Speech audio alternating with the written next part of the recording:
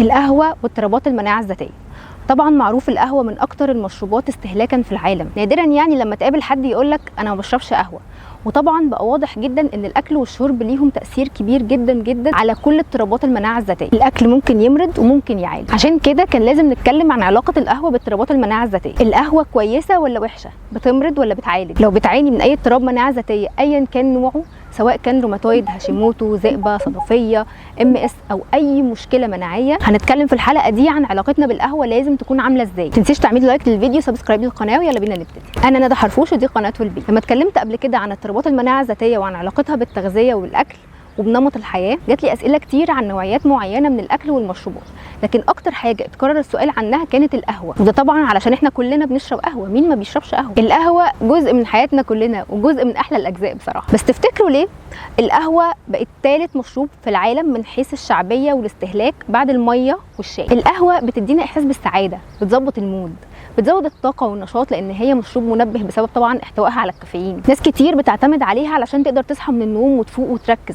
لدرجه ان اليوم ما بيبداش غير بيها. طعمها حلو، ريحتها احلى، نقدر نشربها بكذا طريقه، ما فيهاش كالوريز، ما فيهاش سعرات حراريه، يعني اي حد بيحاول ينزل وزن بيقدر يشربها عكس مشروبات تانية كتير. القهوه دايما متوفره وسعرها رخيص، في منها الغالي والرخيص، في فرايتيز كتير، كل واحد يقدر يختار اللي يناسبه. تحضيرها سريع، ما بتحتاجش وقت او جهد. القهوه موجوده حتى في ثقافتنا، في المناسبات السعيده وفي المناسبات الحزينه القهوه معانا. دي كلها اسباب كافيه جدا علشان القهوه تكون الرفيق المفضل لكل الناس تقريبا. بس احنا بشكل عام ما تعودناش ان احنا قبل ما ناكل او نشرب اي حاجه نسال اذا كانت الحاجه دي صحيه ولا لا. الموضوع ده جديد شويه على ثقافتنا وبدا الاهتمام بيه مؤخرا. طبعا الاهتمام ده بيزيد وبيتضاعف لما بيكون في حاله صحيه معينه. طيب خلينا الاول نتفق، هي القهوه مشروب صحي؟ الاجابه قطعا ايوه طبعا القهوه مشروب صحي طبعا، من اكتر المشروبات الغنيه بمضادات الاكسده، بتحسن مستويات سكر الدم، بتساعد على فقدان الوزن. القهوه مفيده لصحه الكبد ولصحه القلب. القهوه كمان غنيه بالبروبايوتيك اللي بيخليها مفيده جدا لصحه الامعاء. ايوه طب الكلام ده بالنسبه للناس العاديه،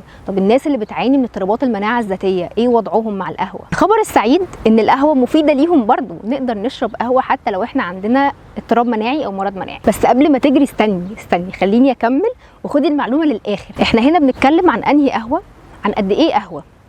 الموضوع ده لازم نتكلم فيه علشان نقدر نفضل ناخد القهوه بطريقه تفيدنا بدل ما تتقلب علينا وتبقى مشكله كبيره. الاول احنا بنتكلم عن انهي نوع قهوه. القهوه انواع كتير جدا. لو احنا بنتكلم عن نوع البن نفسه، فالبن في العالم كله نوعين، الارابيكا والروبوستا، ودول بيختلفوا في الطعم والريحه ودرجه الاسيديتي، لكن ده مش بيفرق خالص في كون القهوه صحيه ولا لا، الاثنين عادي نقدر نستخدمهم. الفكره في نوع القهوه اللي بتوصل لايدك، هل هي قهوه تركي، اسبريسو، امريكان كوفي، انستنت كوفي، او يعني قهوه سريعه التحضير.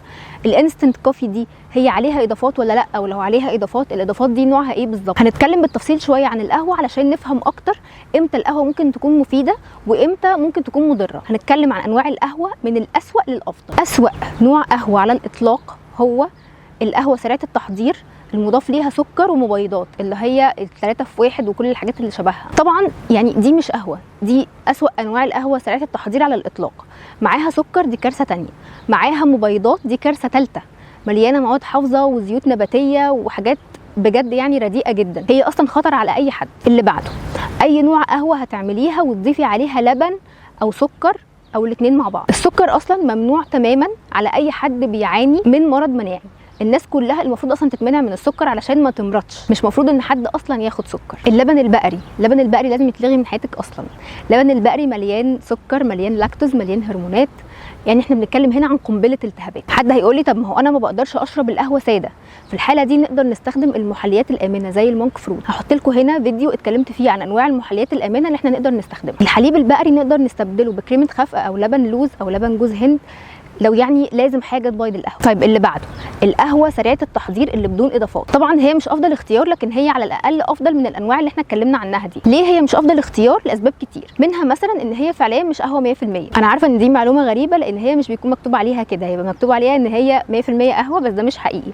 ممكن نبقى نعمل حلقه ثانيه نتكلم فيها عن الموضوع ده اكتر. تاني سبب ان القهوه سريعه التحضير فيها 100% اكريلاميد اكتر من الموجود في القهوه العاديه او حبوب البن العاديه او الاسبريسو مثلا. ايه هو الاكريلاميد؟ هنتكلم عن الاكريلاميد بعد شويه وليه هو مضر، بس خلينا الاول نكمل في انواع القهوه. بعد كده بيجي البن، سواء بقى خدناه قهوه تركي، خدناه اسبريسو، او اي نوع بن مطحون. كل ما كان درجه تحميص البن اكبر كل ما كان افضل، لان ده معناه ان كميه الانتي اوكسيدنتس اللي موجوده فيه بتكون اكبر. احسن حاجه نعملها لو احنا بنشرب اسبريسو مثلا ان احنا نشتري الحبوب ونطحنها بنفسنا، ولو احنا بنشرب قهوه تركي ممكن نختار نوع القهوه اللي احنا عايزينه ونطلب ان هي تطحن قدامنا في المطحنه. ليه؟ لانه كل ما المده بين طحن البن وبين استهلاكه قلت كل ما البن ده كان غني اكتر بالانتي اوكسيدنتس. بعد كده تيجي القهوه الديكاف او منزوعه الكافيين.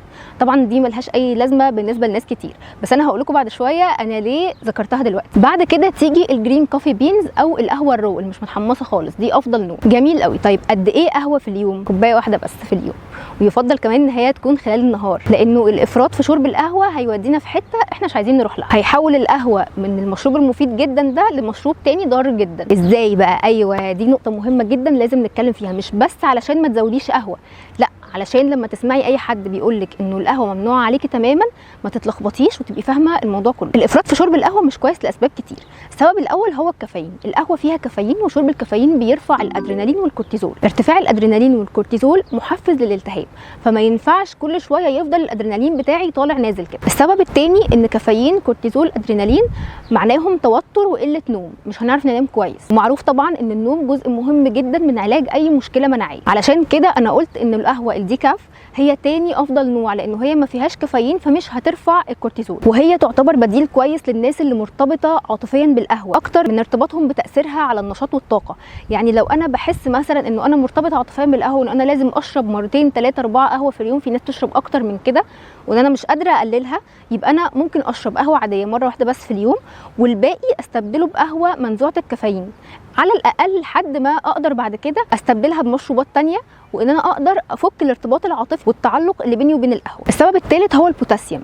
القهوه بتستنزف مخزون الجسم من البوتاسيوم بشكل كبير قوي، فلو احنا بناخد قهوه كتير او زياده عن اللازم لازم ناخد بوتاسيوم، بس هو احنا اصلا مش عايزين نوفر القهوه او الكافيين. السبب الرابع هو انه القهوه مشروب مضر للبول، فممكن تعمل جفاف. لازم بعد القهوه نشرب ميه باعتدال، نفتكر ان احنا نشرب ميه. السبب الخامس انه القهوه من اكتر الحاجات في العالم اللي بتترشب مبيدات للاسف، وطبعا مش كلنا نقدر نجيب قهوه اورجانيك. اكيد لو نقدر نجيب قهوه اورجانيك اكيد مش هنتردد لحظه وهنعمل كده طبعا. السبب السادس هو الاكريلاميد اللي اتكلمنا عنه من شويه. الاكريلاميد هو عباره عن حمض اميني بينتج من تعريض النباتات او المواد النباتيه النشويه لدرجات حراره مرتفعه زي الطبخ او القلي.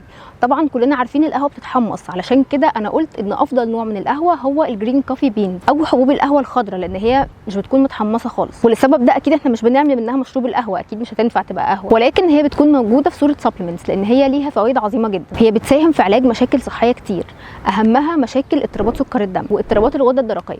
هي كمان مضاد اكسده قوي جدا وبتزود النشاط والطاقه. طيب باختصار شديد نعمل ايه؟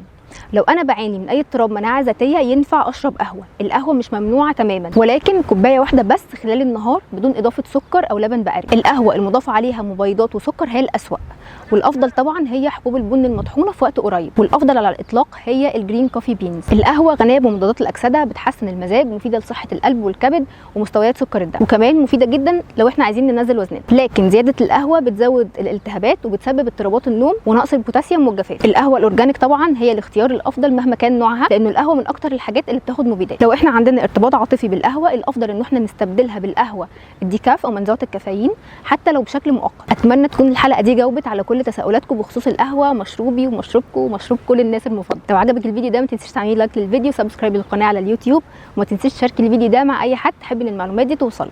ولو عندك اي سؤال او في اي موضوع حابه ان احنا نتكلم فيه سيبوهولي في الكومنتس، ولو عايز تاخدي فكره عن البرامج هتلاقي اللينك موجود في الديسكربشن. اشوفكم الفيديو الجاي. باي باي.